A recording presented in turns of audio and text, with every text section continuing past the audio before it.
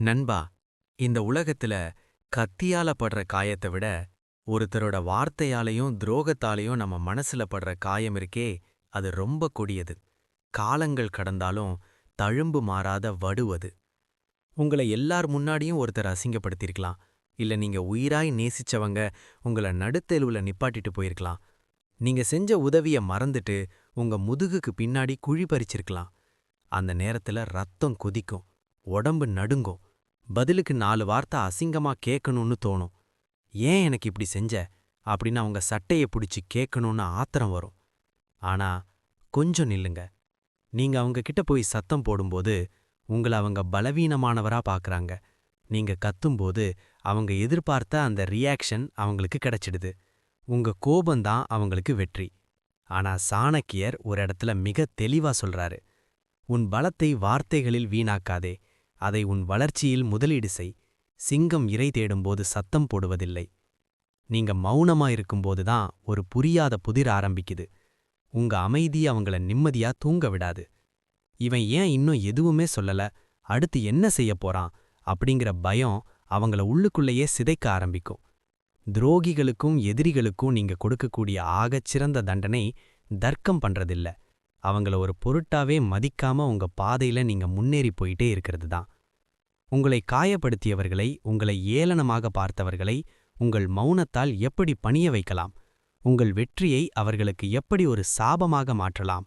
இதோ துரோகிகளை நிலைகுலைய வைக்கும் 10 புதிய ராஜதந்திரங்கள். இந்த அறிமுகம் உங்கள் கட்டுரையை வாசிப்பவர்களுக்கு ஒரு பெரிய எதிர்பார்ப்பையும் உத்வேகத்தையும் கொடுக்கும். அடுத்து அந்த 10 தந்திரங்களைப் பற்றி பார்க்கலாமா? தந்திரம் 1. மரண அமைதி. உங்கள ஒருத்தர் பொது இடத்துல திட்டும்போது அல்லது தரக்குறைவா அவமானப்படுத்தும்போது நம்ம நரம்புகள் புடைக்கும். பதிலுக்கு ஆவேசமா பேசத் தோணும். ஆனா அந்த இடத்துல நீங்க செய்ய வேண்டியது ஒண்ணே ஒண்ணுதான். ஒரு வார்த்தை கூட பேசாதீங்க. அந்த இடத்துல ஒரு சொட்டு சத்தம் கூட உங்ககிட்ட இருந்து வரக்கூடாது. அவங்க பேசி முடிச்சதுக்கு அப்புறம் ஆவேசப்படாம, அருவருப்பா பார்க்காம, வெறும் சூன்யமான பார்வையோட ஒரு 5 செகண்ட் அவங்க கண்ணையே நேருக்கு நேர் பாருங்க. அந்த 5 செகண்ட் இருக்குதே, அதுதான் அவங்களுக்கு நீங்க கொடுக்க போற மிகப்பெரிய மன உளைச்சல். ஏன் இந்த மௌனம் இவ்வளவு வலிமையானது? எதிர்பார்ப்பை உடைத்தல். உங்கள அவமானப்படுத்துறவன் உங்ககிட்ட இருந்து ஒரு கோபத்தையோ, அழுகையையோ இல்ல ஒரு விளக்கத்தையோ எதிர்பார்ப்பான். நீங்க அமைதியா இருக்கும்போது அவனோட அந்த எதிர்பார்ப்பு சுக்குநூறா உடையுது. பயம் கலந்த குழப்பம். அந்த இடத்துல நிலவுற அந்த மரணம். ஏன் இவன் எதுவுமே பேசல? நாம பேசுனது இவனை பாதிக்கவே இல்லையா? இல்லை இவன் மனசுக்குள்ள நமக்கான முடிவை எழுதிட்டானா? அப்படிங்கிற ஒரு புரியாத பயம் அவன் மண்டைக்குள்ள ஓட ஆரம்பிக்கும். ஆதிக்கத்தை மாற்றுதல். நீங்க பேசாத ஒவ்வொரு நொடியும் அந்த இடத்தோட கண்ட்ரோல் உங்க கைக்கு வருது. கத்தரவன் கோமாளியாகவும் அமைதியாயிருக்கிற நீங்க ஒரு பலசாலி போலவும் மத்தவங்களுக்கு தெரிவீங்க. கத்தி தீர்க்கிற கோபத்தை விட கண்ணுல தெரியிற அந்த அமைதியான தீர்க்கம் ரொம்ப ஆபத்தானது. நீங்க பேசாம விடுற அந்த மௌனம் அவங்க தூக்கத்தை கெடுத்து அவங்க நிம்மதிய மெல்ல மெல்ல சிதைக்கும். எதிரிய பணிய வைக்க ஆயுதம் தேவையில்லை, இந்த மரண அமைதி ஒன்றே போதும். தந்திரம் 2. தர்க்கம் செய்யாதீர்கள். முட்டாள்களோடும் துரோகிகளோடும் தர்க்கம் செய்வது என்பது சுத்தமான ஆடையை உடுத்திக்கொண்டு சேற்றில் கல்லெறிவதற்கு சமம். கல்லை எறிந்தால் சேறு உங்கள் மீதுதான் படியும். அதேபோலத்தான் உங்களை ஏமாற்றியவர்களிடம் போய் நீ ஏன் எனக்கு இப்படி செஞ்ச என்று நியாயம் கேட்பது உங்கள் தரத்தை நீங்களே குறைத்துக் கொள்வதற்கு சமம். சாணக்கியர் ஒரு மிகச்சிறந்த உண்மையைச் சொல்கிறார். தனது செயலுக்கு விளக்கம் கொடுப்பவன் அடிமையாகிறான், அதை அமைதியாய் வேடிக்கை பார்ப்பவன் அரசனாகிறான். நீங்கள் ஏன் வாதிடக்கூடாது? உங்கள் சக்தி வீணாவது மிச்சம். துரோகிகள் ஏற்கனவே ஒரு முடிவோடுதான் உங்களிடம் வருவார்கள். நீங்கள் எவ்வளவுதான் உண்மையை உரக்கச் சொன்னாலும் அதை ஏற்கும் மனநிலை அவர்களுக்கு இருக்காது. உங்கள் சக்தியை அவர்களிடம் வீணாக்குவதை விட அதை உங்கள் முன்னேற்றத்திற்கு பயன்படுத்தலாம். அலட்சியமே ஆகச்சிறந்த ஆயுதம். அவர்கள் உங்களுக்கு எதிராக அடுக்கடுக்காக பொய்களை சொல்லும்போதோ அல்லது உங்களை பற்றி தவறாக பேசும்போதோ கோபப்படாமல் ஒரு இன்ட்ரெஸ்டிங்கான சினிமாவையோ அல்லது ஒரு சிறுவன் சொல்லும் வேடிக்கையான கதையையோ போல புன்னகையோடு வேடிக்கை மட்டும் பாருங்கள். அவர்களை கோமாளியாக்குங்கள். நீங்கள் அமைதியாக வேடிக்கை பார்க்கும்போது அவர்கள் தங்களை ஒரு பெரிய புத்திசாலியாக நினைத்து பேசத் தொடங்கி இறுதியில் ஒரு கோமாளியாக நிற்பார்கள். இவ்வளவு பேசியும் இவன் அசரவே இல்லையே என்கிற எண்ணமே அவர்களை அவமானத்தின் உச்சத்துக்கே கொண்டு போகும். ஞாபகம் வையுங்கள் நண்பா, துரோகிக்கு நீங்கள் தரும் மிகப்பெரிய தண்டனை அவர்களுக்கு தரும் விளக்கமல்ல, அவர்களை ஒரு பொருட்டாகவே மதிக்காமல் நீங்கள் காட்டும் அந்த அரச அலட்சியம்தான். நீங்கள் அமைதியாக வேடிக்கை பார்க்கும் அந்த ஒரு நிமிடம் 1000 வார்த்தைகள் சொல்லாத வலிமையான செய்தியை அவர்களுக்கு சொல்லும். 3 சமூக வலைதளங்களில் மாயமாகுங்கள். நம்ம ஆளுங்க பண்ற மிகப்பெரிய தப்பு இதுதான். ஒரு துரோகம் நடந்த உடனே அல்லது ஒருத்தர் நம்மள விட்டுட்டு போன உடனே வாட்ஸ்அப் ஸ்டேட்டஸ்ல சோகமான பாட்டு போடுறது, இன்ஸ்டாகிராம்ல யாரையும் நம்பாதீங்கன்னு தத்துவங்கள் போடுறது, இல்லனா அவங்கள குத்தி காட்டுற மாதிரி வசனம் பேசுறது. நண்பா, இதெல்லாம் நீங்க அவங்க நினப்புல தான் இன்னும் இருக்கீங்கன்னு அவங்களுக்கு காட்டுற பச்சை கொடி. நம்ம இவனை ஏமாத்துனதுனால இவன் உடைஞ்சு போயிட்டான்னு அவங்க ஒரு விகாரமான சந்தோஷத்தை அடைய நீங்களே வழிவகுத்து தரீங்க. அந்த சந்தோஷத்தை அவங்களுக்கு கொடுக்காதீங்க. நீங்க என்ன பண்ணணும் தெரியுமா? திடீர் மர்மம். எந்த ஒரு அறிவிப்பும் இல்லாம, எந்த ஒரு அறிகுறியும் இல்லாம சமூக வலைதளங்கள்ல இருந்து அப்படியே மாயமாகிடுங்க. த கோஸ்ட் புரோட்டோகால். ஸ்டேட்டஸ் இல்ல, போஸ்ட் இல்ல, ஸ்டோரி இல்ல. நீங்க அழுவுறீங்களா, சிரிக்கிறீங்களா, இல்ல உயிரோட தான் இருக்கீங்களான்னு கூட அவங்களுக்கு தெரியக்கூடாது. வேட்டையை தொடங்குங்கள். நீங்க ஆன்லைன்ல வராத அந்த நாட்கள்ல தான் செதுக்கிக்கணும். நீங்க காணாம போனதுக்கப்புறம் அவங்க உங்க ப்ரொஃபைல வந்து செக் பண்ணுவாங்க. அங்க எதுவுமே இல்லாம வெறும் சூன்யமா இருக்கும்போது அவங்க மனசுக்குள்ள ஒரு பெரிய பாரமும் குற்ற உணர்ச்சியும் உண்டாகும். மௌனமான பயம். ஏன் இவன் அமைதியா இருக்கான்? பழசையெல்லாம் மறந்துட்டு புது வாழ்க்கைய ஆரம்பிச்சிட்டானா? இல்ல நமக்கு எதிரா ஏதாவது பெருசா பிளான் பண்றானா? அப்படிங்கிற மர்மம் அவங்க நிம்மதியை மெல்ல மெல்ல அரிக்கும். துரோகிக்கு நீங்க கொடுக்கிற மிகப்பெரிய அடி அவங்க கண்ணுல படாமலே மறைஞ்சு போறதுதான். நீங்க யாருன்னு அவங்களுக்கு தெரியாம போகிற அந்த நிமிஷம் உங்களுடைய மதிப்பு அவங்க மனசுல பல மடங்கு உயரும். உங்களுடைய இந்த மௌனம் அவங்களுக்கு ஒரு புரியாத சாபமா மாறும். பலவீனமானவர்கள் கத்துவார்கள், புத்திசாலிகள் சத்தமில்லாமல் காணாமல் போய் தங்களை செதுக்கிக் கொள்வார்கள். தந்திரம் 4 எல்லையை மாற்றியமைத்தல். துரோகம் செஞ்சவங்க கொஞ்ச நாள் கழிச்சு ஒண்ணுமே நடக்காத மாதிரி மறுபடியும் உங்ககிட்ட பேச வருவாங்க. இல்லனா ஒரு குற்ற உணர்ச்சியில சாரி சொல்லவோ அல்லது சமாதானமாகவோ முயற்சிப்பாங்க. அந்த நேரத்துல நீங்க அவங்க கிட்ட சண்டை போடக்கூடாது. பழைய துரோகத்தை ஞாபகப்படுத்தி ஏன் எனக்கு இப்படி பண்ணன்னு அழுது புலம்பவும் கூடாது. ஆனா ஒன்னு மட்டும் தெளிவா பண்ணுங்க. அவங்களுக்கான கதவை நிரந்தரமா மூடிடுங்க. அவங்கள ஒரு அந்நியனா மாத்துங்க. உணர்ச்சியற்ற உரையாடல். ஒரு மெக்கானிக் கிட்டயோ இல்ல ஒரு தெரியாத கடைக்காரர்கிட்டயோ எவ்வளோ ஃபார்முலா பேசுவீங்களோ அந்த அளவுக்கு மட்டும் பேசுங்க. நல்லா இருக்கியான்னு கேட்டா இருக்கேன், அவ்வளவுதான். அதுக்கு மேல சிரிப்போ கிண்டலோ பழைய நினைவுகளோ உங்க பேச்சுல இருக்கக்கூடாது. மௌனமான தண்டனை. அவங்க உங்ககிட்ட பழைய நெருக்கத்தை எதிர்பார்த்து வரும்போது உங்களுடைய இந்த அந்நியமான நடத்தை அவங்க முகத்துல அரையிற மாதிரி இருக்கும்.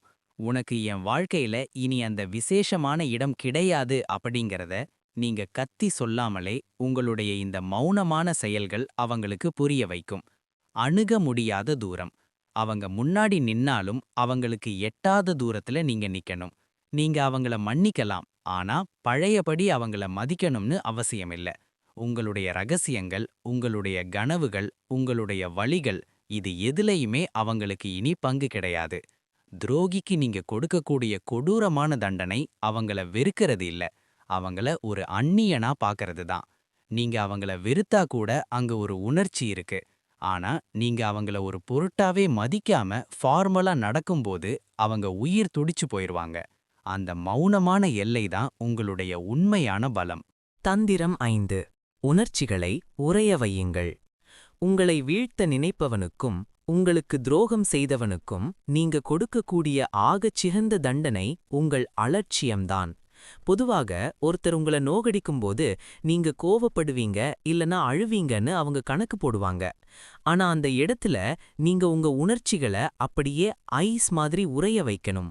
அவங்க முன்னாடி நீங்க கஷ்டப்பட்டு சிரிச்சு பேசி நான் சந்தோஷமா இருக்கேன்னு நிரூபிக்க வேண்டிய அவசியம் இல்ல. அதே சமயம் முகத்தை தூக்கி வச்சுக்கிட்டு உங்க கோவத்தை காட்ட வேண்டிய அவசியமும் இல்ல. ஒரு கல் சிலையைப் போல எந்த சலனமும் இல்லாத முகத்தோடு இருங்க.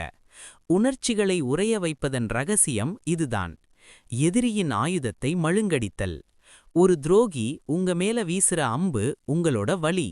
நீங்க வலியையே காட்டலேனா அவனோட அம்பு வெறும் காத்துல போன மாதிரி ஆயிடும். உங்க உணர்ச்சிகள் அவங்களுக்கு எட்டாத வரைக்கும் அவங்க உங்களை ஒருபோதும் காயப்படுத்த முடியாது. நீங்க ஒரு எமோஷன்லெஸ் மனிதனா மாறும்போது அவங்க ஆயுதங்கள் எல்லாம் முனை மழுங்கிப் போகும். பரிதாபத்தை மறுத்தல். ஐயோ பாவம், இவனை இப்படி பண்ணிட்டோமேன்னு அவங்க நினைக்கிற அந்த பரிதாப உணர்வுக்கு கூடாது. நீங்க பலவீனமா இருந்தா தானே அவங்க பரிதாபப்பட முடியும். நீங்க ஒரு இமயமலை மாதிரி அசையாம நிக்கும்போது அவங்களுக்குள்ள ஒரு நடுக்கம் ஆரம்பிக்கும். கண்ணாடி போன்ற முகம். உங்க முகம் ஒரு கண்ணாடி மாதிரி இருக்கணும். அவங்க என்ன காட்டுறாங்களோ அது மட்டும் அங்க தெரியணும். ஆனா உங்க மனசுக்குள்ள என்ன இருக்குன்னு ஒரு துளி கூட வெளியே தெரியக்கூடாது. துரோகிகளுக்கு தேவை உங்களுடைய ரியாக்ஷன். அத மட்டும் நீங்க கொடுக்காம நிறுத்திட்டீங்கன்னா அவங்க தன்னாலேயே தவிச்சு போயிருவாங்க. மௌனம் ஒரு ஒளி என்றால் உணர்ச்சியற்ற மௌனம் ஒரு பேராயுதம். அதை சரியாக பயன்படுத்துங்க. உங்க எதிரி உங்க முன்னாடி ஒரு சிறிய தூசியைப் போல தெரியும். தந்திரம் 6. பிளாக் செய்யாத புறக்கணிப்பு. நம்ம ஆளுங்க பண்ற ஒரு உணர்ச்சிகரமான தப்பு என்னன்னா, கோபம் வந்த உடனே வாட்ஸ்ஆப், இன்ஸ்டாகிராம்னு எல்லாத்துலயும் பிளாக் பண்ணிடுவாங்க. ஆனா நண்பா, நீங்க அவங்கள பிளாக் பண்றீங்கன்னா, உன்னால நான் பாதிக்கப்பட்டிருக்கேன், உன்னோட முகம் பார்த்தாலே எனக்கு வலிக்குது அப்படிங்கிற உங்களோட பலவீனத்தை அவங்களுக்கு தட்டில் வச்சு கொடுக்கறீங்கன்னு அர்த்தம். உண்மையான ராஜதந்திரி யாரையும் பிளாக் பண்ண மாட்டான், அவங்கள புறக்கணிப்பான். கண்ணுக்கு தெரியாத சுவர்.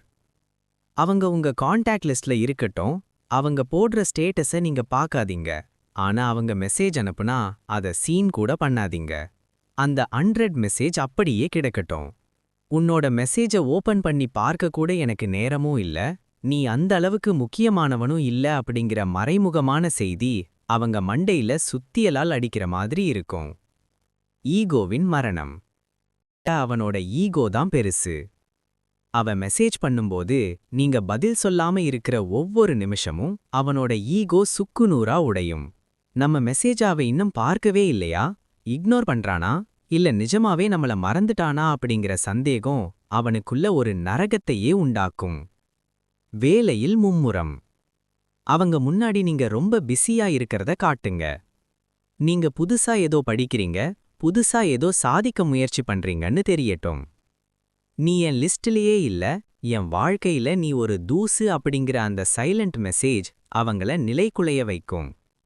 நினைவில் வையுங்க நண்பா, வெறுப்பை விட பெரிய தண்டனை அலட்சியம். பிளாக் பண்றது என்பது ஒரு கதவை மூடுவது மாதிரி. ஆனா பிளாக் பண்ணாமலேயே ஒருத்தரை மதிக்காம இருக்கிறது என்பது அவங்க முன்னாடியே கதவை திறந்து வச்சுக்கிட்டு அவங்கள உள்ள விடாம அவமானப்படுத்துறதுக்கு சமம்.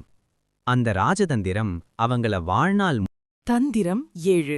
மர்மமான வெற்றி. பலர் பண்ற பெரிய தப்பு என்னன்னா, ஒருத்தன் நம்மள அவமானப்படுத்திட்டா உடனே நான் யாருன்னு காட்டுறேன் பாரு, அடுத்த மாசம் நான் இத பண்ணுவேன் அத பண்ணுவேன்னு சவடால் விடுறது. நண்பா, உங்க வாயால சொல்ற சபதங்கள் வெறும் காத்துல போற வார்த்தைங்க தான். எதிரிக்கு உங்க பிளான் தெரிஞ்சிட்டா அதை கெடுக்க அவன் வழி தேடுவான். சாணக்கியரின் இந்த வைர வரிகளை எப்பவும் ஞாபகம் வச்சுக்கோங்க. உன் வெற்றியின் சத்தம் மட்டும் ஊருக்கு கேட்கட்டும், உன் உழைப்பின் சத்தம் உன் அறைக்குள்ளேயே முடியட்டும். வெற்றியை மர்மமாக வைப்பதன் வலிமை. மௌனமான உழைப்பு. நீங்க என்ன படிக்கிறீங்க, என்ன பிசினஸ் பிளான் பண்றீங்க, உங்க அடுத்த மூவ் என்ன அப்படிங்கறத உங்க நிழலுக்கு கூட தெரியாம ரகசியமா வைங்க. நீங்க உழைக்கிற அந்த இருட்டறையில சிந்துற ஒவ்வொரு துளி வேர்வையும் ஒரு பெரிய வெடிகுண்டா மாறணும். நீங்க அமைதியா இருக்கிறத பார்த்து அவங்க இவன் அவ்வளவுதான் முடிஞ்சு போயிட்டான்னு நினைச்சு நிம்மதியா இருப்பாங்க. அதிர்ச்சி வைத்தியம்.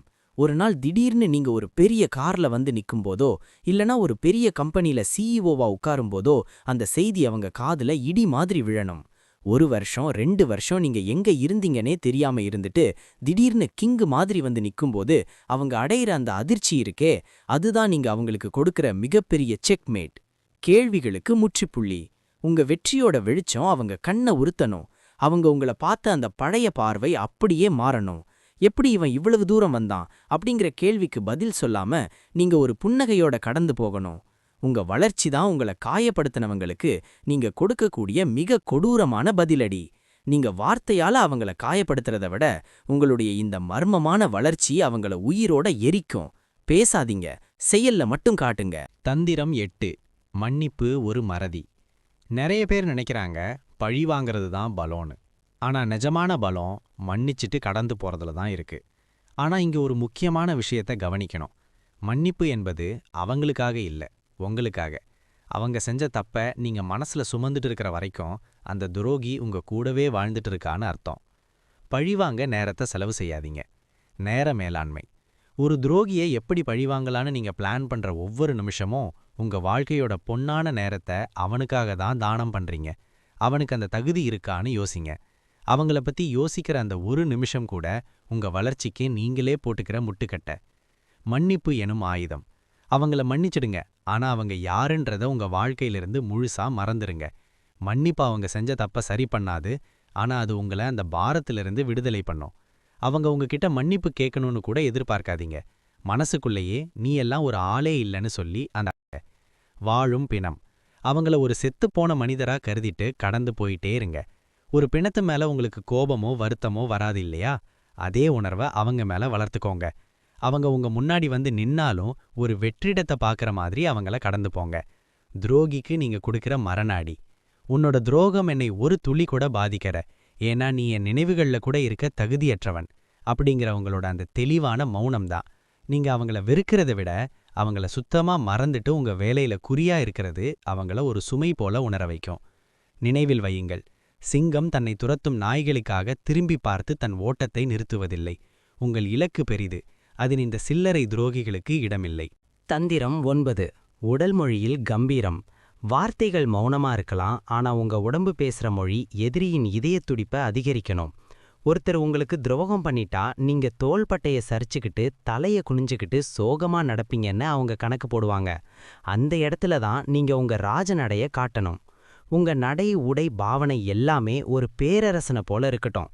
உங்கள பார்த்தாலே இவன் வீழ்ந்துடுவான்னு பார்த்தா முன்னை விட இன்னும் கெத்தா இருக்கானே அப்படிங்கிற ஆச்சரியம் அவங்களுக்கு வரணும்.